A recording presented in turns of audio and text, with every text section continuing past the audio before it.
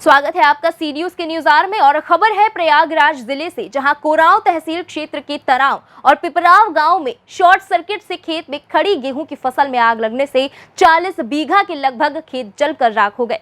जबकि इस साल एक सप्ताह के अंदर तहसील क्षेत्र अंतर्गत किसानों की लगभग सैकड़ों एकड़ गेहूं की फसल शॉर्ट सर्किट और अज्ञात कारणों से जलकर पहले ही बर्बाद हो चुकी है।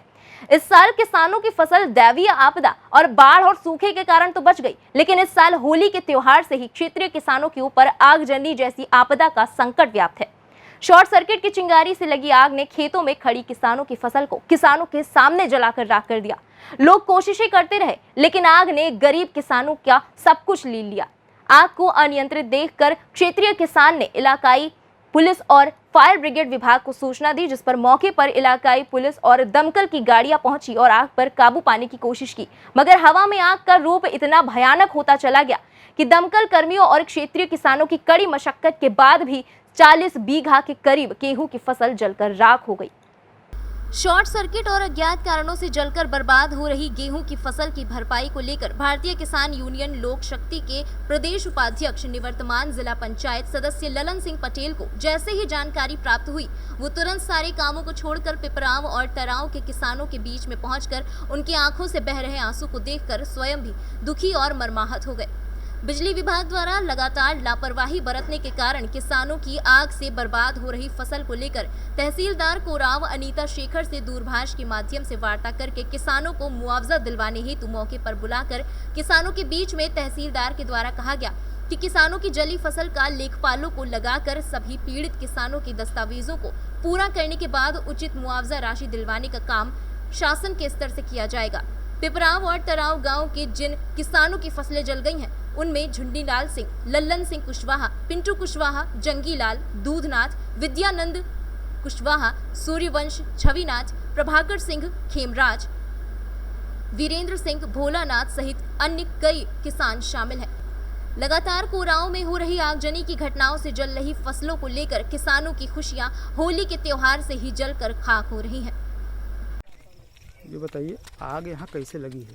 आग यहाँ पे जो है जर्जर तार हो गए हैं, जर्जर तार टूट कर गिर गए, इसी से यहाँ पे आग लगी है।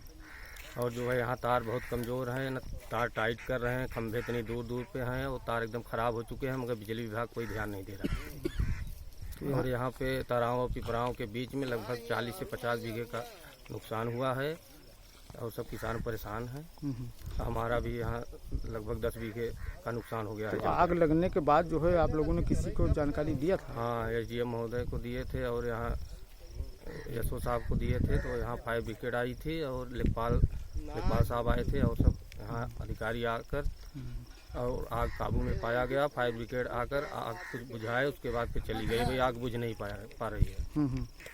आग नहीं पूरी तरह से बुझ पाया, फायर ब्रिगेड की गाड़ी चली गई? हाँ, गाड़ी चली गई। भाई आग सुलग रही है, हम पुआल में आग लगी है, अभी आग बुझी नहीं है। तो पुनः आप लोगों ने क्या फायर ब्रिगेड को सूचित किया? आप लोगों ने नहीं, पुनः फायर ब्रिगेड को नहीं सूचित किया। जो है फायर ब्रिगेड चली गई, आग बुझा कर जाना चाहिए ना। अगर आग बुझी नहीं है, अगर हवा चलेगी तो भी और खेती नुकसान होगी। तो आप पिपराव के हैं कि तराव से? मैं पिपराव से। आपका परिचय क्या है? हमारा नाम अरुण कुमार सिंह, भारतीय किसान यूनियन लोक शक्ति का मैं ग्राम सभा अध्यक्ष अरुण कुमार सिंह। यहाँ पे आग कैसे लगी है? इलेक्ट्रिक शॉर्ट सर्किट की वजह से लगी है। तो कितना नुकसान हुआ है? लगभग 40 से 50 बीघे इधर काफ़ी एरिया में नुकसान हुआ है। तो गेहूं कट गए थे कि नहीं? अभी कहाँ गेहूँ कटाई स्टार्ट भी नहीं हुई थी अभी। तो ये कौन सा गांव है? तराव और पिपराव का बॉर्डर दोनों लगता है इसमें। अच्छा। तो आग लगने के बाद कोई यहाँ पे सक्षम अधिकारी पहुँचा कि नहीं? कोई नहीं, आधे घंटे बाद सभी लोग पहुँचे। अच्छा। यस। जलने के बाद में तो तहसील से कौन कौन आए थे? तहसील से तहसीलदार, लेखपाल। आपका नाम क्या है? अजय कुशवाहा। तो आपका तराव में पड़ता है? यस, मेरा तराव में ही पड़ता है। ये बताइए, आग कैसे लगी और नुकसान कितना हुआ? सर, आग जो है बिजली के द्वारा लगी है, तार सर्किट के। बिजली जो है तार इतना जर्जर है कि वो आए दिन गिरता रहता है। अब बिजली के तार गिरने से ही लाइट जो है आग लगी है। तो लगभग कई बीघे नुकसान हुआ होगा? लगभग 40 से 50 बीघे का जो है 40-50 बीघा जला है। तो आग लगने के बाद किसी को आप लोगों ने सूचित भी किया था? सर सर्वप्रथम फायर ब्रिगेड को सूचित किया गया था। एक 12:48 पे आग लगी है और जो है 10 मिनट बाद जो है फायर ब्रिगेड कर दिया गया है। तो फायर ब्रिगेड जो है 2.5-3 घंटे बाद आई। और तहसील प्रशासन? तहसील प्रशासन से न हल्का के कोई लेखपाल आए हैं, दूसरे हल्का के लेखपाल आए हुए हैं। न तो पिपराव के लेखपाल आए हुए थे, न तो तराव। तो लगभग कितना जला होगा? लगभग यहाँ से जला है 40 से 50 बीघे के लगभग जला है। तो आप पिपराव के हैं कि तराव के? नहीं, मैं पिपराव का हूँ। आपका नाम क्या है? मेरा नाम जानेश्वर सिंह है। चाचा, ये आग कैसे लगी है? आग बिजली से लगी है, तार जल हुई, बहुत से आग लग गई गिर के। नुकसान कितना हुआ है? कम से कम 10 बीघा तो हमारा हुआ, दूसरे का बहुत हुआ, 20-25 बीघा ले हैं तराव में। ये कौन सा गांव है? तराव। तराव। तो आप लोगों का कितने लोगों का नुकसान हुआ है? भाई कोई 8-10 आदमी, 10 आदमी के। 10 आदमी का। तो आग लगने के बाद यहाँ पे कोई पहुँचा था कि नहीं? अरे आदमी तो बहुत है, फायर आग बुतावे वाला आइल, गाड़ी सब अली सन देखे ताके वाला, सब आदमी सब जुटा रहे गाँव के।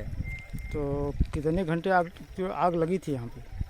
मैंने 2 बजे लगा है करीब। तो लगभग 1 बजे। हाँ। आपका नाम क्या है? ललन सिंह। आगे? पिता का नाम रामपूजन सिंह, तराव।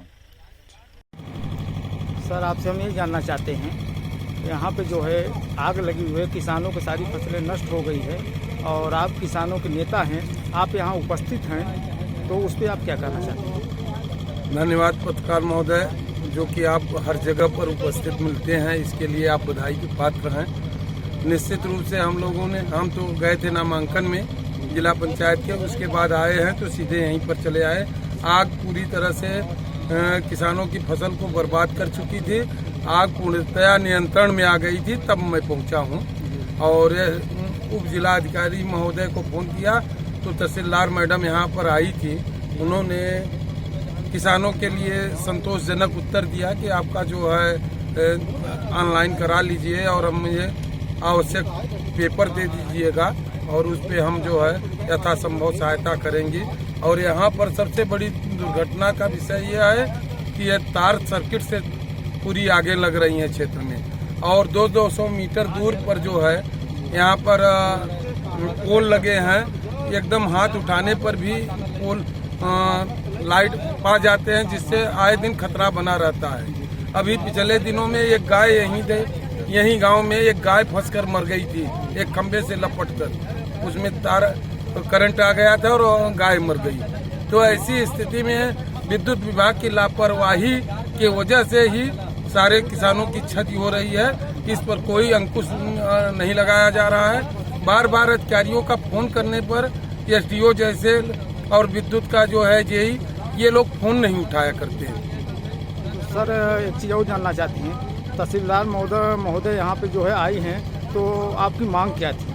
मांग हम लोगों की क्या थी? हम लोग मांग क्या करेंगे, किसान क्या मांग कर सकता है? पर उन्होंने निश्चित रूप से अपने आंखों से देखा, ये सब कुछ नज़ारा पूरी तरह से बर्बाद हो गया किसान। उसके पास 2-3 किसान तो ऐसे हैं, उनके पास खाने तक के लिए अब गेहूँ खरीदना पड़ेगा। तो उन्होंने कहा है कि ऑनलाइन करिए, हम व्यवस्था सरकार से कराते हैं। अब देखिए क्या होता है। उम्मीद तो यही रहती है कि ऊँट के मुँह में जीरा होता है। सरकारी व्यवस्थाएं, कोई खास व्यवस्थाएं नहीं दिख रही है। किसानों की किसी को परवाह नहीं है। सर, आपका परिचय? मैं ललन सिंह पटेल, प्रदेश उपाध्यक्ष भारतीय किसान यूनियन लोकसभा। प्रयागराज से सी न्यूज संवाददाता अनिल कुमार मौर्य की रिपोर्ट।